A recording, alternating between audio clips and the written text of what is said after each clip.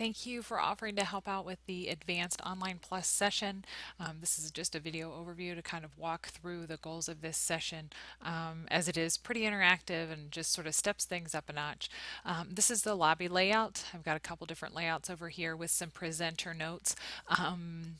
When folks log in, just some chat in the chat conversation. And then right before the session starts, you can play this 2-minute video. It talks through the CourseSmart e-reader app that has been involved with some of the digital content stuff that we're going through. I thought this was a perfect opportunity to give folks an opportunity to watch it. It's a great little 2-minute clip. And then step right into the presentation. Notice that the presenter notes stick with each one of the layouts. And so within this presentation, I've really tried to step up the pictures and things and the font. If they're curious as to how to get different types of font to work in PowerPoint, because a lot of them don't transfer over, they can create the presentation in PowerPoint and then copy the text, cut the text from the actual PowerPoint and then paste it back in as a picture, just like we do with tables and smart art graphics. So that's how these are in here. These are actually pictures. I have the file for download at the end of the session, so they can see that. But overview of what in the heck Online Plus is, just to give them some logistics about why we decided to go this way, and what the goals of this workshop are. We're really going to just make sure, are you teaching an Online Plus course, what you should do to prepare your students, and then some really super cool things to do in a virtual class, and just making sure that they understand that those are the goals, that this is not to go through Adobe Connect and how do you use these and all of that stuff, but just really how can you do some super cool things in a virtual class. This is definitely not designed for beginners, as it will completely overwhelm some people with them different types of things.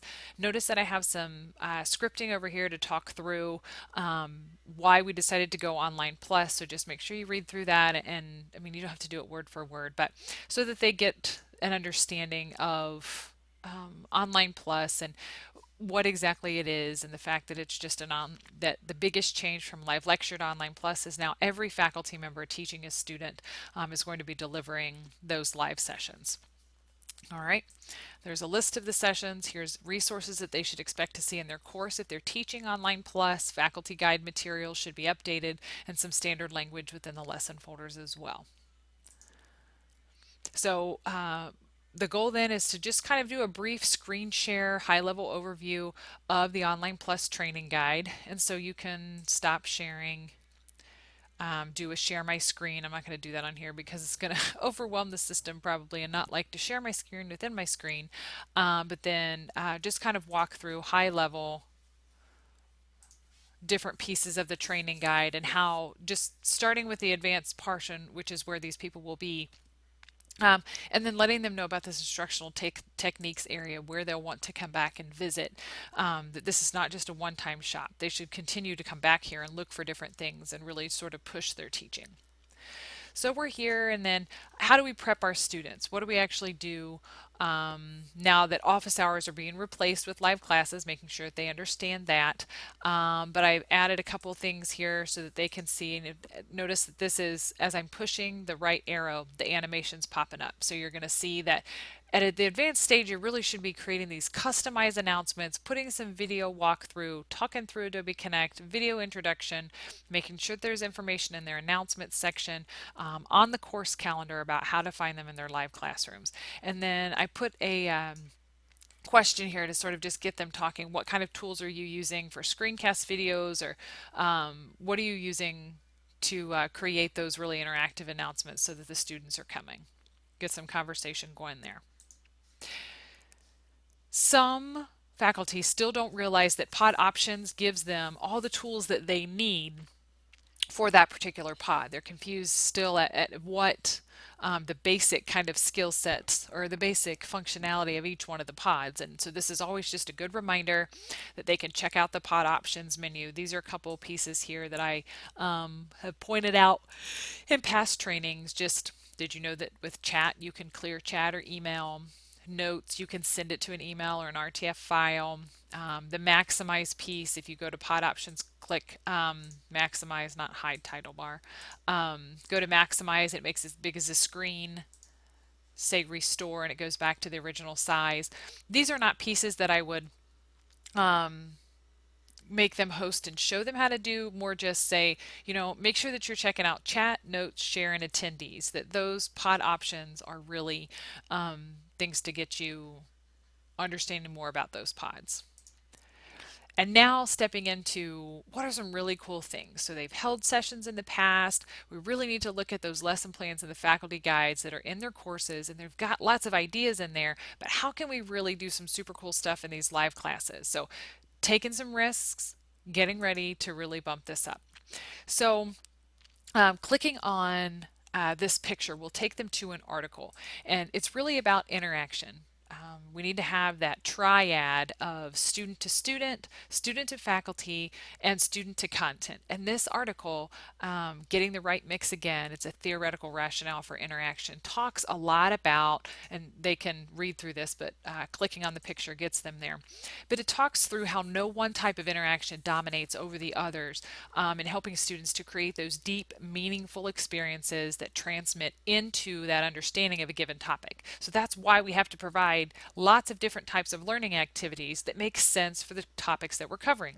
So this type of activity that we're about to go over may not apply to everybody, but it's something that's super fun, and just something to sort of test out and really gets the students involved in a non-threatening way. But faculty have to sort of step out of their comfort zone and try something new. So they all need interaction. We're going to use Padlet and Google Docs for this next exercise. So I said to go down here, it says go to the layout titled Google Doc. Don't go there yet. So what we're going to do is use this Padlet created by one of our faculty members, Nancy Moretti. It was an awesome tool she used last year in a Development Week workshop as a virtual bulletin board. And so it's got lots of different Web 2.0 resources. Like it's so comprehensive because she added some, other faculty have added some. Anyway, it's a good place to just go and see what kind of stuff is out there. And it's a bulletin board that shows you pictures and video and text, and it's nicely organized. So what we want them to do is look through Padlet, find one that they want to try. That's the activity. And then we're going to share that in a Google Doc. Okay, so once they've researched that Web 2.0 technology that you'd like to test out, you're going to go to the Google Doc linked on this next page right here. So when you click on that, it's a Google Doc that's everybody has the ability to share, no matter if you're logged in or not. Anybody can add information here. So we can start to type. And as more folks log in, you'll start to see a list of information or a list of users pop up on this side. But we want to find what is the Web 2.0 feature, describe the activity, who's the audience, and is this discipline specific? So would it work better for a given type of course? Here is the piece here. This is then an example of what it will look like as everybody is logged in. And you see these different users. Folks will be typing all at the same time, different colors. It should be really, really cool. So now we'll go over to this Google form page. This gives the web links for these two exercises. You'll want to share your screen. First monitor, yes. Share. Hopefully this doesn't go psychotic on this and keeps recording. I think it should. So we're now sharing this page. So then you can see this in the actual Adobe Connect room. All right. So all right, stop sharing, but that should come up there in that screen share area, and then you'll be able to see everybody input their information. So I would say that this activity is probably going to take them about 15 or 20 minutes or so. Allow them that time. When everybody comes back, the one that I wanted to share, and you can look more information on, is called Powtoon. It's just another tool for creating presentations that you can add different animated features to. And this is a video about Powtoon. Finished with that, we go back to the presentation layout, make sure we've covered all those pieces, goals of the workshop, how did they like it, and then here's the link to the self-evaluation form. It actually takes them right to the advanced training guide for all of this information, more video walkthrough, and then here's the self-evaluation form down at the bottom. Okay. And then that last slide is the additional trainings that have been available all week. I don't think too many of these are available after these advanced sessions. But if you go to the end of presentation layout, then You'll find the files from today, a couple different links for them to continue on, and then this feedback on Online Plus Training survey. You click Browse to as the host, opens it up for everybody to complete. Alrighty. So here's the deal. This exercise is going to require to just kind of let go. You do some research too, as the host of it, and just make sure you put up that screen share so that we can see it come into the Adobe Connect room as everybody inputs information. I think that it will be really fun and cool, but you can just let them know too that this is your first time doing this type of exercise as well, and so we're all learning together to see if this is going to work and how well it's going to be.